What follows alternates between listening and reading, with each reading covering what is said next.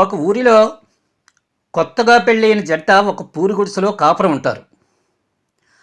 అతని భార్య అందంగా ఉంటుంది. పేదరికంలో ఉంటారు.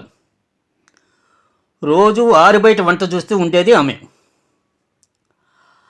ఆ ఊరిలో ఉన్న మగవారంతా ఆమెను చూస్తూ ఉండేవారు.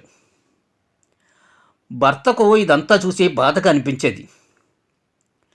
అలా భార్యతో ఒకరోజు, మనం చేసేది కూలి పనే కదా, ఈ ఊర్లో పరిస్థితి బాగోలేదు, వేరే ఊరు వెళ్ళి ఇదే పని అక్కడ చేస్తుందాం అంటాడు. భర్తను గౌరవించే భార్య గనుక సరే అని ఉన్న సామాన్లన్నీ అంతా ఓ సర్ది ఒక ఎద్దుల బండిలో వేసుకుంటారు. ఇంకా ఏమైనా ఉన్నాయని భర్త అడుగుతాడు. అప్పుడు భార్య, బయట పొయ్యిరాళ్ళు 3 ఉన్నాయి, తెచ్చి బండిలో పెట్టండి అంటుంది. అప్పుడు భర్త అంటాడు, ఏ మాత్రం రాళ్ళు అక్కడ ఉండవా అని అంటాడు.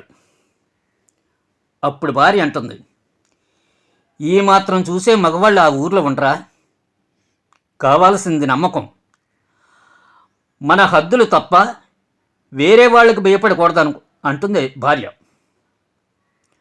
భర్త అప్పుడు అన్ని సామాన్లు దించి అదే ఊర్లో కాపురం ఉంటారు. భార్యాభర్తల బంధం నమ్మకంతో ఉండాలి.